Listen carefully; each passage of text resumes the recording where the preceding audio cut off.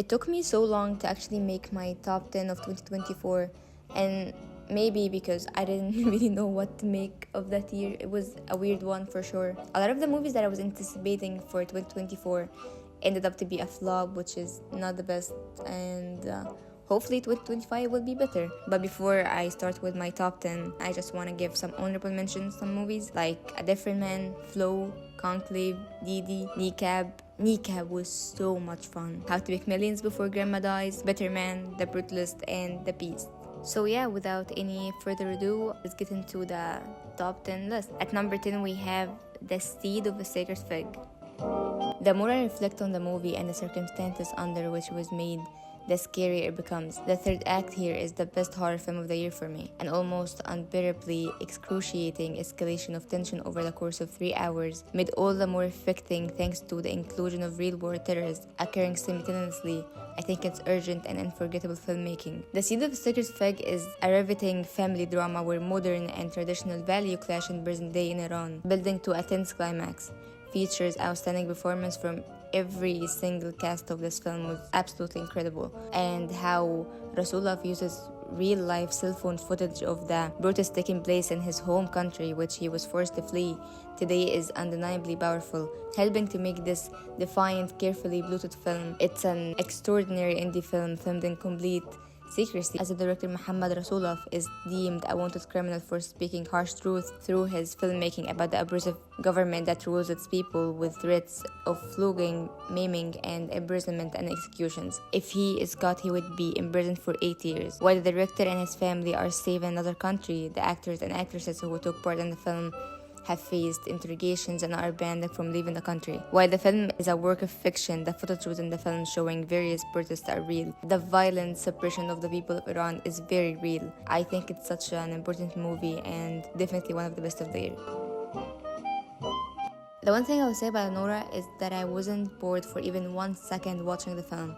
The chemistry between all the characters is too good, especially Annie and Igor. I love their moments together. Sean Baker takes us through a wild ride, and only Sean Baker would have done that. Each act has a totally different tone. I was happy and intoxicated as a Nora in the first, and then the whole hurt from Yvonne in the second, which was so much fun and reminded me of how funny Sean Baker could be. Then lastly, the heartbreak you share with Annie. Mikey Madison was incredible, as everyone was saying, even more than I anticipated. Each and everyone in the cast was really too good. But the more I sat with Nora, the more I felt it was a tragedy in its heart. Weirdly one of the funniest and saddest of the year, ridiculously amusing humor present through the whole entire thing. While profound sadness is so close. We see a young girl who has always lived in obedience, stuck in routine and resigned to the life she has. She accepts her reality without questioning it, until someone appears who shows an apparently so genuine and welcoming affection that it makes her disconnect from the real world. It's not only affection, but an almost miraculous sense of security. Even hesitant at first, Annie believes that she has found her Prince Charming, and for a moment allows herself to dream that she is his princess. But when reality hits, she is confronted with the truth in a slow and painful way. Despite feeling that everything is heading for an inevitable end, Annie fights, she persists, she clings to her feelings, that the same strength she has always used to hold into her life and work. In the end, we don't see more of Annie, the nickname that she reflects her attempts to fit into what others expect of her. We see Anora, a 23-year-old girl, fighting every day to believe that she deserves more, that she is indeed a princess, and that a better future can be possible. I think no one could have been able to make this movie as good as Sean Baker. When I think about it, I think he's one of my favorite American director working today, and he has so much empathy to human beings. I love his movies, and I love how they end. It's really funny, it's sad, but he gives you so much emotions. It's not my favorite Sean Baker, but I think it's up there, and I am really happy that he's getting the recognition that he deserves. I had so much fun with The Substance. I think it's one of the funniest of the year. It has so much going on into it. And whenever I think about it, I have this quote from that I don't remember from where, but just when I thought I was out, they pull me back in.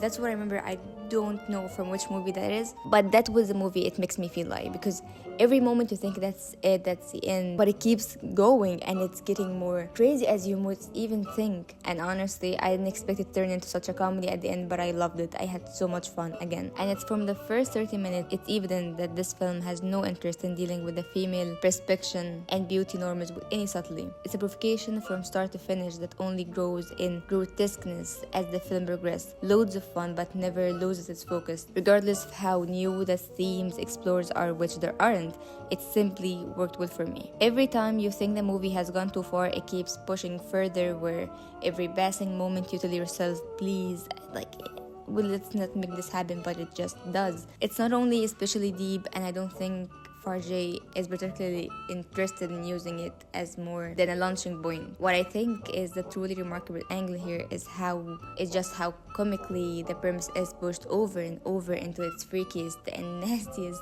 the most deranged genre impulses. A totally sincere, overload body terror stroke of genius. Between the Temples is one of the most underrated films of the year. It's highly slept on, but it's beautifully shot, gorgeously lit, and amazing performance from everyone. It's extremely funny and wonderfully edited, like a constant battle between anxiety and comfort. I think Carol Kane is unreal, and I love the handheld 16mm shooting from Sean Price Williams. The climatic dinner table was so much fun. I loved the cinematography, how the camera zooms in random and bends erratically to who is talking, then the fun transitions. Again, the performances were great too. I love the chemistry between them all. I don't know why, but I just kept waiting for the camera to zoom out and I would see Nathan Fielder, which for quite some time, maybe like for the half of the film, I thought he was the director and the writer. It's just something about it that it makes sense that he would make a movie like that. But the film is such a weird and creative and lovely little thing, and I can't wait to rewatch it. Definitely my favorite Jason Schwartzman performance since Rushmore. As funny, as well directed as The Graduate, and Thumbs Down was one of my favorite things about the film. When I think of all the movies that I've seen in 2024, I don't think anything has affected me as No Other Land. Because it's not just a movie, it's not a documentary, whatever it is. It's real life, it's happening right now. And there was this thing that they said in the film that affected me most. They said, land you have to die for is yours, not land you have to kill for. And you just have to sit with this for a while. No Other Land is a powerful and essential documentary filmmaking. It offers a perspective from those actually living there, and it's hard not to be disturbed by. Palestinian land is stolen from them, and there is no denying the footage here, which shows people forced out of their homes. The destruction of village intentionally wipes out communities and their history. Most beautiful thing about Palestinian people that I've never seen anyone with as much resilience as them. They are built different though. And No Other Land is probably the most significant documentary of the year because it's relevant to right now, and it's clearly an admirable project put together very well. Basil, first memory of Israeli soldiers raiding his house and arresting his father, a Palestinian activist who has been fighting to preserve the small mountain community of Masaferiata since long before his son was born. Adra was only 5 years old at the time, but he can still remember the fear of the violations as it's only happened yesterday. It's the first major film about the occupation of Palestinians since start of the Israel war. In October of last year, No Other Land naturally assumes that a tragic new urgency in light of the fact that at least 29,000 Palestinians, more than 12 of them our children, have been murdered in their own country. Since Adra and his collaborators began editing the documentary in preparation of its Berlin debut, but this harrowing and unforgettable portrait of the endurance is all more powerful for its focus on the decades of colonial degradation that paved the way of Israel's latest and most nakedly genocidal effort to oppress its neighbors. Obviously, it's such a necessary and heartbreaking experience. I think after the credit rolls, I just sat there for 10 minutes in the dark, not knowing what to do with myself and from what I've just seen. So again, it's a very important film, and I think everyone should watch it. I wish Hard Truth would have came out earlier of 2024 because they would have taken every award, especially in acting. I have not seen better acting of 2024, better than this film. It made me laugh out loud and broke my heart. It's my first Mike Leigh, but definitely not my last. I want to go back to watch his filmography. It feels so painfully true to feel hated, lonely, scared. Those can be the most oppressive things in our life. And Mike Lee construction of hard truth has separate standards be eventually pulled together into a tight knot. Each scene is so authentic in its moment. They are ambiguous about the inner minds of the characters because we see them as people rather than fiction. I find it hard to believe that there is a script because everyone feels so natural, the conversation, the characters, and the chemistry. Mike Lee's approach is not fancy but makes every scene count by building a tapestry of 2024, not directing us towards the conclusion or interpretations. Life is messy and filled with hard truths. We sit there happy, anxious, or crying, not knowing what to do. While we can't always understand other people, we can value that they are people. Each interaction in it reveals something new about each character and their weaknesses. Even the most minor of characters have their moments. The motionless scenes are deafening, the outbursts of anguish are soul destroying, and the hilarious first half moment made me cry with laughter just as much as when I moved to tears by Marianne Jean Baptiste. Solitary screams of agony in the real breakthrough scene. Love everything about this film, my kind of film completely. And also, you would give this entire cast an Oscar each, and I would say, yeah, it's well deserved. I was not expecting one of the year's best screenplays to be written by Jesse Eisenberg, but honestly, we should have seen that coming, and it's not weird to see at all. It's honestly so breathtaking how much it is able to pack into such a short amount of time.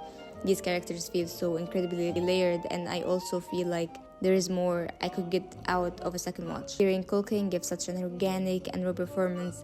The opening and closing scenes are practically the same, but the feeling you get from both is completely different. After you get to know them, especially Benji, it hurts way more and it cuts deeper. The more I think about it, the more I'm struck by just how strong and stirring Jesse's work is as well, especially when supporting Kieran's more outwardly spirited performance and slowly filling in the blanks of his sorrow and the rocky relationship. Sometimes simply with a worried glance or a tremble of the tone of his voice.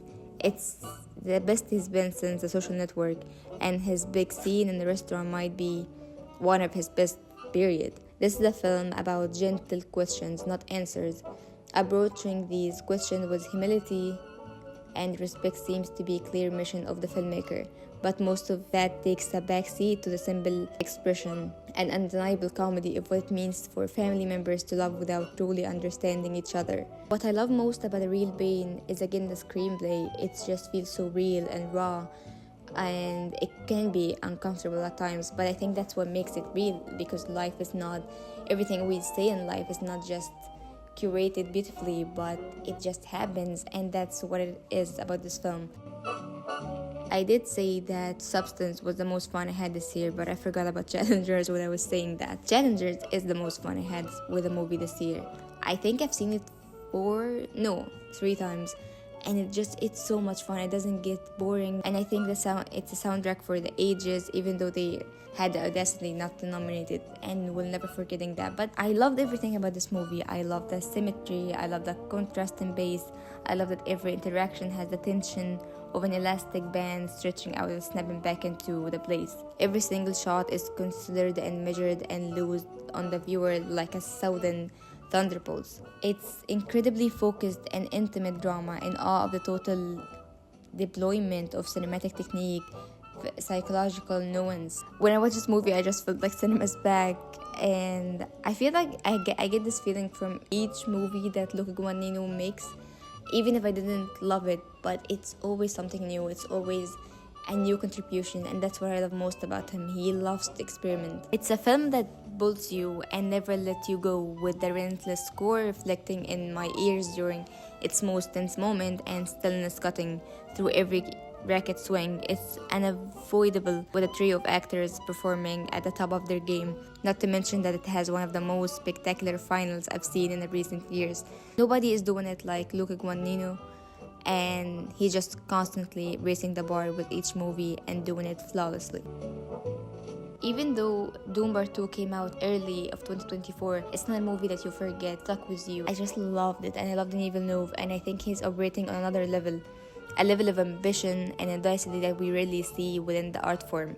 And then one of my favorite things that I saw after the movie, that those old storyboard that he was drawing when he was, 10 years old or so. Fast forward to when he was making Doom Part 2, he actually made some of those scenes, and that just I think that's the best thing I've seen of the year, and it makes you believe that anything could happen if you really love what you're doing. It was his dream to be able to actually make this film. You can tell it's a very important thing for him, and you can tell by the amount of detail and care that he put into the film, which is incredibly admirable. I had so much fun watching this movie, and I tried to go to the cinema to watch in IMAX because it's like a moment that I will think about when I'm older. I don't know, our parents had Star Wars and bigger movies like that, and I've always felt so jealous of them that they were able to watch these movies in the cinema. And now we truly have an understanding of what that experience must have been like to watch the next great science fiction franchise unfold in our front of our eyes is magical.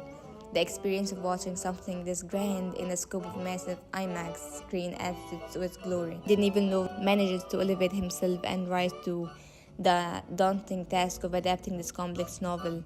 He expands on everything brilliantly.